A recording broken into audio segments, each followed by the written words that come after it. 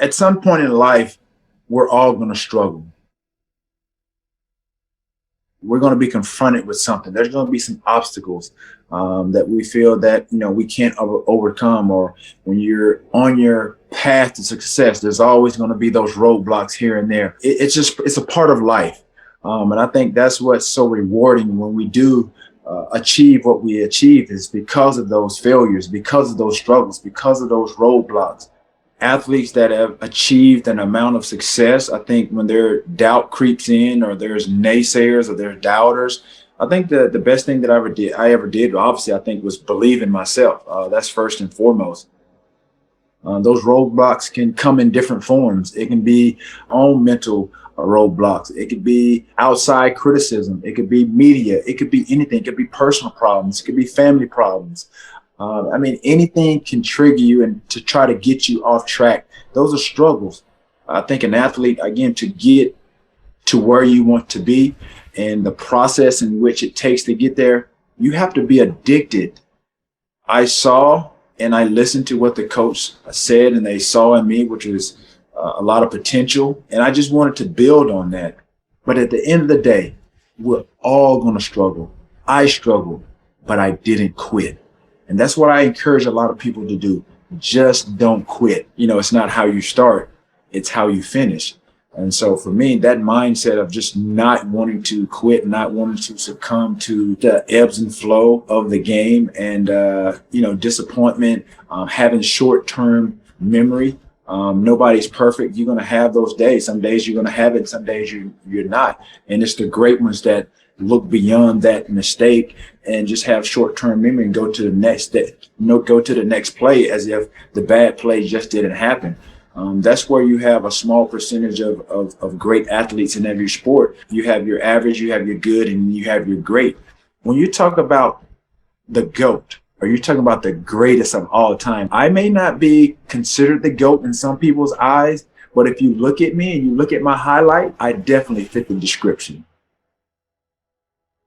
If I didn't have the coaches that push me beyond really kind of, I think, my own limits or my own expectations, I don't think that I would have become the receiver that I became. I don't think I would have been this guy that became T.O. Obviously, like I said, when you talk about physically, I fit the description of an athlete. I fit the description of one of those physically imposing receivers.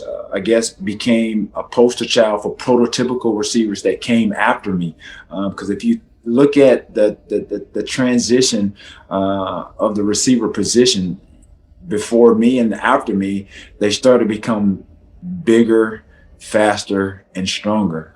You think of guys like Calvin Johnson, they called him Megatron. You think of Julio Jones. These are big body type of receivers that possess, not only just, the hands and catch radius, but when you think about the speed and the power of these guys, I think that's something that people marveled at as they saw the progression each and every year that I played in the National Football League. And I think after my third year in the league, after I made the catch against the Green Bay Packers, I think that instilled a lot of confidence in myself that I could play and I could play on a big stage. It didn't start out particularly well, but that's where the cliche, it's not how you start, it's how you finish. I realized as I started to really score touchdowns and my touchdown celebrations became a topic of discussion. I thought it was something positive, but when commentators and analysts started to really create this narrative that I was being selfish or I was taken away from the team concept, or making it all about me or becoming selfish. Honestly, I didn't take that very well. I didn't think that that's what I was doing. And so for me, I could have allowed that outside noise or that criticism manifest and really deter me from really doing what I really wanted to do and be productive on the football field. If I would have allowed that to really eat at me and not allow myself to be who I was in the football field, then it could have been disastrous. It could have been like pretty much, it could have made or break, who I was as a talent, and could have made or break really my career. But I think it all, like I said, it all stems from, how I was raised and my grandmother and the things that she taught me. She basically taught you, yeah, people, when you start to become successful, you're not going to be 100% liked by everyone.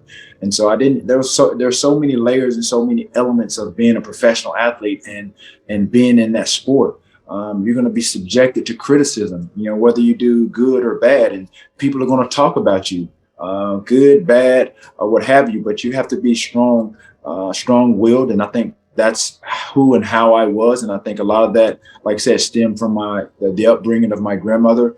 But at the end of the day, I think an athlete, again, to get to where you want to be and the process in which it takes to get there, you have to be addicted to bettering yourself. You have to be addicted to bettering yourself. And that's what I became. I became addicted to the process of the success that stemmed from my off-season workouts. Once I got a personal trainer after my third year, it was very different in my approach and things that I had ever done since high school and college. But I was receptive to that because I hired him as my personal trainer. We had that dialogue. We sat down and we talked about what I wanted to accomplish, not only just from a football standpoint, at that point in time going into my fourth year, but what did I want to accomplish with my workouts? What did I want to get better at? From a physical standpoint, how did I want to get better? He asked me, assess your body. What do you want? What do you want to get out of these workouts?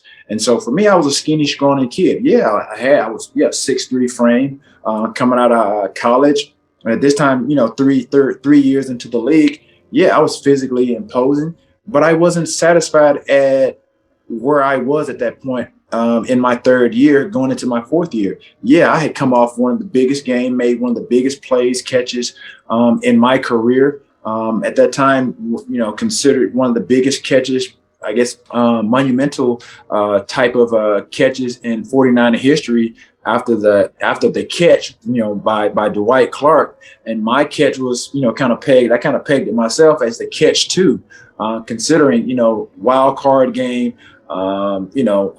really a rivalry over the years between San Francisco, Green Bay Packers, two Hall of Fame quarterbacks now in Brett Favre, Steve Young. And so, like I said, I played in a very monumental game where the stakes were high, wild card game. The game honestly went down, almost down to the last seconds. So that's something, again, like I said, that catapulted me to be where I am today.